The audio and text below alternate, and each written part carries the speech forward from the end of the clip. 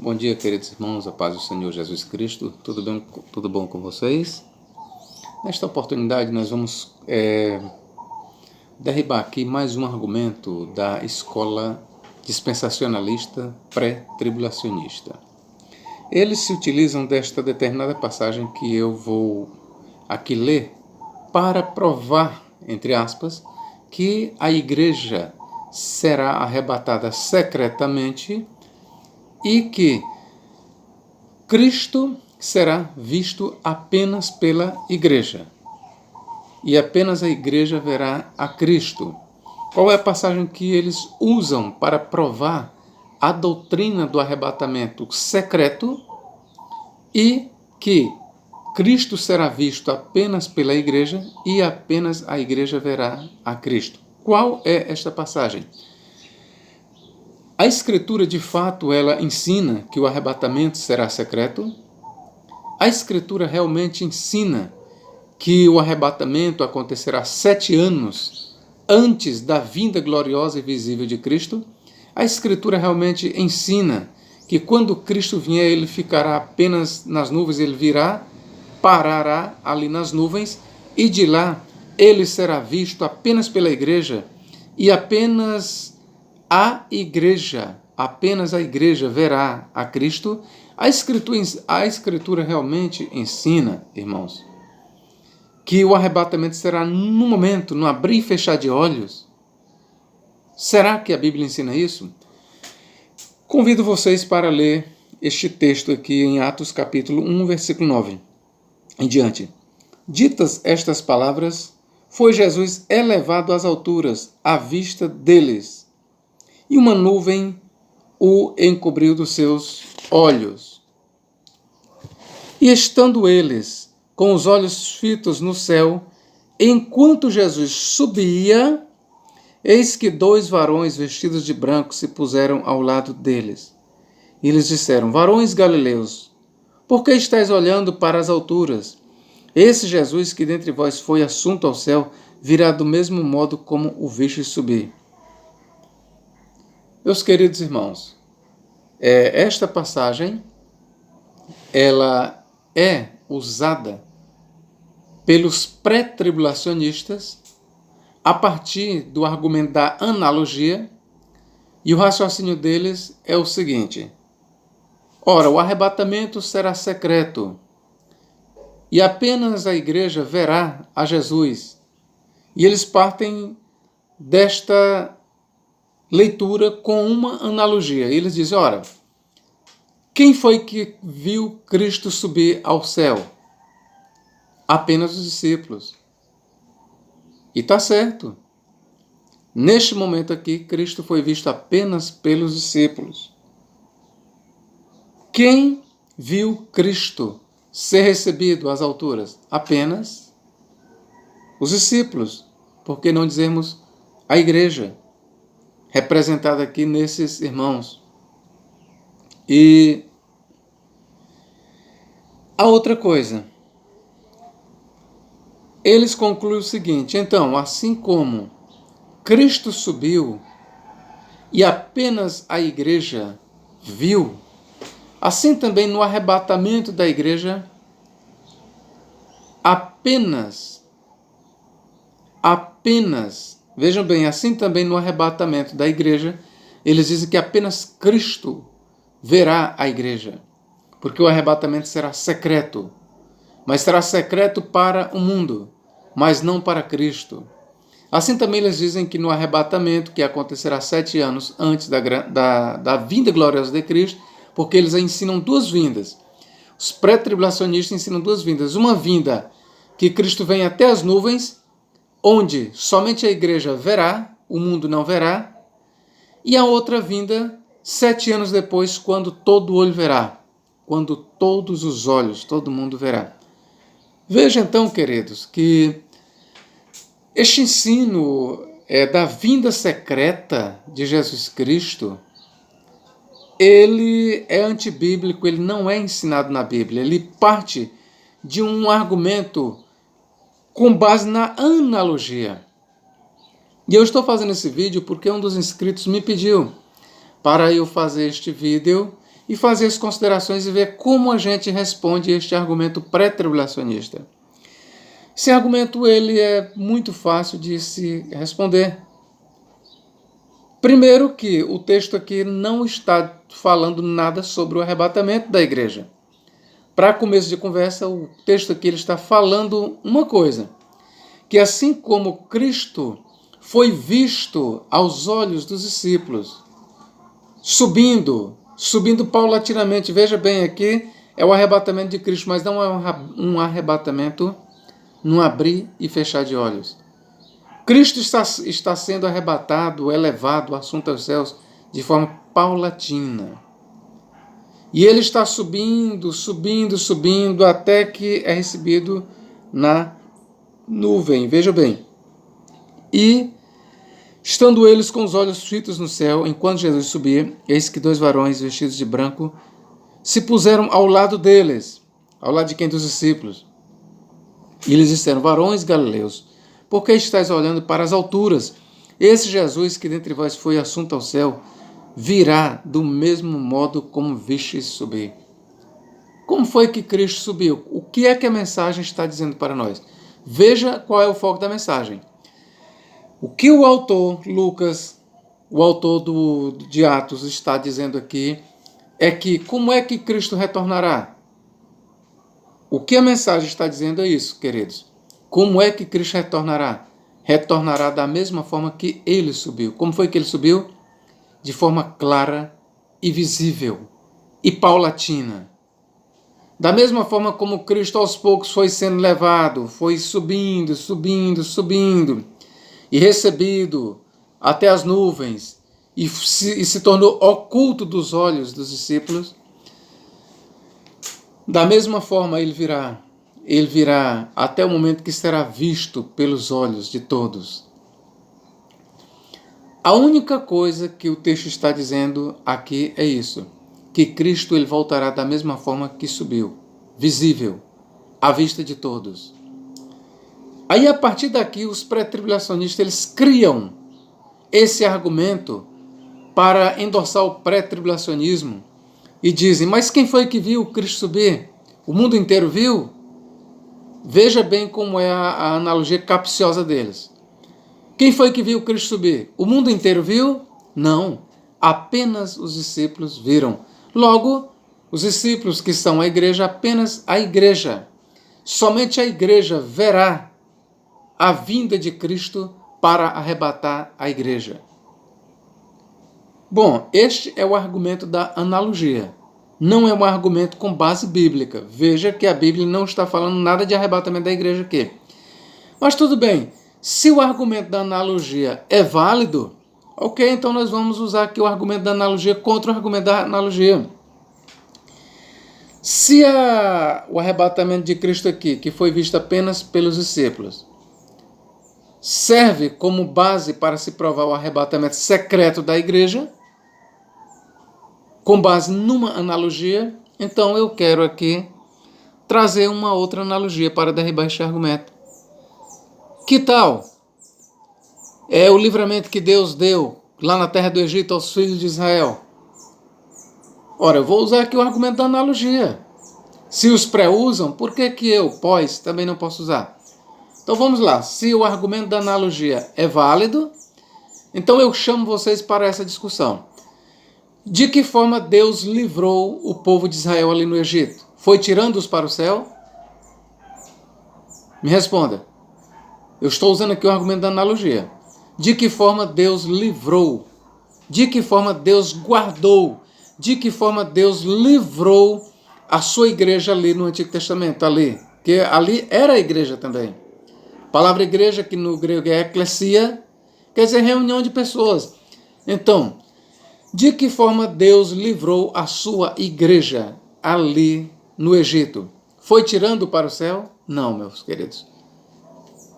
Ele livrou Israel ali na terra do Egito, não tirando-os da terra para o céu, mas pediu a eles que colocassem, cada um nas suas portas, sangue do Cordeiro. E acontecerá, diz a Escritura, que quando o anjo, o destruidor, passar pelas vossas portas ele não adentrará, mas ele passará por cima. Daí que vem o termo hebraico pesar, passar sobre. Foi dessa forma que Deus livrou o seu povo. Foi dessa forma que Deus guardou o seu povo. E eu quero lhes dizer, se o argumento da analogia é válido, então aqui eu trago este argumento para você, para mostrar como é que Deus livrará o seu povo aqui na terra, não tirando da terra para o céu, não arrebatando de forma atômica. O arrebatamento não será atômico, o arrebatamento não será secreto. Isso não é ensinado na Bíblia Sagrada. Deus livrará o seu povo aqui na terra. Basta você ler Apocalipse capítulo 9, versículos 4 e 5. Deus colocará um selo na testa dos eleitos da igreja. E os flagelos da ira de Deus não ferirão a igreja durante o período da grande tribulação. A igreja ela passará pelo martírio. O anticristo matará muitos cristãos. É só você ler Apocalipse capítulo 7, versículo 9 a 14. Uma grande multidão de mártires. Mártires da igreja. Eles experimentarão a morte. No período da grande tribulação, o anticristo ele perseguirá muitos cristãos. Matará milhares. Milhões de cristãos serão mortos pelo anticristo. Mas no que diz respeito à ira de Deus, que virá sobre a terra em forma de flagelos, a igreja não experimentará a ira de Deus. É sobre esta ira, é sobre os flagelos, é sobre a ira de Deus, é sobre a ira vindoura, que Apocalipse 3,10 diz, como guardaste a minha palavra. Onde foi que a igreja guardou a palavra? Aqui na terra. Veja bem, assim como você, igreja, guardou minha palavra onde? Aqui na terra. Assim também eu te guardarei da ira, ou seja, da hora da tentação. Onde foi que a igreja guardou a palavra? Aqui na terra. Pois da mesma forma Deus guardará a igreja aqui na terra, da hora, ou seja, da ira. Esta palavra hora no grego é horas. Cristo guardará ectes horas, da hora, ou seja, da ira. A palavra hora da tentação no grego peirasmos. Hora da tentação, que no grego é peirasmos. Eu quero ler bem aqui para você. Apocalipse 3,10. Para eu não cometer nenhum erro de leitura. Apocalipse 3,10 diz o seguinte, ó. Veja bem. Roti eteressas ton logon tes pomonesmu. Cagou. Aí vem se, te, reso, ectes, horas, tu, peirasmu. Ou seja, como guardaste a palavra da minha perseverança, também aqui entra, cagou também, se, teresso, eu te guardarei, ectes, horas, da hora, tu peirasmu, da provação. Esta palavra peirasmu, que vem de peirasmos, é traduzida por provação, tentação. Esta provação, queridos, esta tentação, ela diz respeito à ira de Deus. A hora da provação, ela aponta ectes horas tu peirasmo, hora da tentação, ela aponta para os flagelos da ira de Deus. Assim como Deus guardou o povo de Israel ali na terra do Egito, não os tirando para o céu, mas livrando-os da ira, das 10 pragas, não tirando eles da terra ali, mas apenas guardando-os ele na terra de Gósen, mas eles estavam na terra. Assim como Deus deu livramento para o povo de Israel ali no Egito, da mesma forma, Deus guardará a sua igreja aqui no período da 70ª semana de Daniel, dos flagelos da ira de Deus. Não guardará da grande tribulação. Muitos passarão pela tribulação, porque está escrito em Apocalipse 7,14. Estes, quem são e de onde vieram? Estes são os que estão vindo da grande tribulação. Tlipsis megalê no grego, tlipsis megalê, grande tribulação. Então, esta história pré-tribulacionista de que o arrebatamento será secreto e que a igreja não passará pela grande tribulação, ele é um argumento insustentável à luz da Bíblia Sagrada. É um argumento que não subsiste. Usar o texto de Atos 1, 9 a 11, porque assim como Cristo subiu aos olhos apenas da igreja, assim também Cristo virá, diz os de forma invisível, secreta, somente até as nuvens. Apenas a igreja contemplará. Isso não subsiste. Não é isso que a passagem de Atos 1, 9 a 11 está ensinando, querido. Não é isso. A passagem de Atos 1, 9 a 11 pretende e de fato dá uma mensagem para nós qual? De que assim como Cristo subiu aos olhos de todos os que estavam ali presenciando, assim também ele voltará de forma visível. A única mensagem que o texto está transmitindo é isso. Assim como Cristo subiu de forma visível, ele voltará de forma visível. Assim como ele foi elevado em nuvens, assim também ele voltará nas nuvens. E todo olho verá. Apocalipse 1,7. Todo olho o verá. É isso que o texto está dizendo. Mas se os querem se basear apenas no argumento da analogia, pois se é analogia, nós usamos a analogia do Egito. Assim como Deus preservou o antigo Israel ali na terra, livrando-o da hora da aprovação, porque ali foi uma hora da aprovação, foi uma hora da tentação ali, em forma de flagelos, em forma de pragas. Assim como Deus guardou o antigo Israel da hora da tentação ali na terra do Egito, porque ali foi uma hora da tentação, foi uma hora da aprovação, ali foi uma ectes horas, tupeirasmo, ali foi a hora da tentação para os filhos de Israel. No entanto, aquela hora da tentação, eles não experimentaram dela. Eles foram livrados da hora da tentação ali no Egito. Ali foi literalmente, queridos, eu quero que vocês entendam, ali foi literalmente, ali foi literalmente ectes horas tu perasmo. Ali foi literalmente uma hora da tentação para os egípcios. Os egípcios, eles experimentaram, eles sentiram a hora da tentação, mas os filhos de Israel foram livrados da hora da tentação que veio sobre a terra do Egito. Então, por analogia, eu vou aqui aplicar contra os E que não é apenas uma analogia, eu tenho como provar na Escritura, como eu já provei, que a igreja passará pela grande tribulação, não passará pela hora da aprovação. Nós temos que fazer uma distinção entre hora da tentação, ectes horas tuperasmos, hora da tentação, nós temos que distinguir hora da tentação de megaleclipsis, grande tribulação. A grande tribulação promovida pelo anticristo contra a igreja não é a hora da tentação que vem da parte de Deus sobre os ímpios. A hora da tentação é a ira de Deus que se destina apenas aos ímpios. A grande tribulação é a ira de Satanás por meio do anticristo que é desfechada contra a igreja. É por isso que os pré-tribulacionistas tropeçam, atropelam a teologia e enganam os outros, porque eles confundem megaleclipsis, grande tribulação, com ectes horas tuperasmo, com a hora da aprovação. Então, mais uma vez, nós temos que fazer a distinção entre hora da aprovação, em Apocalipse 3,10, para megaleclipsis, grande tribulação, em Apocalipse 7,14.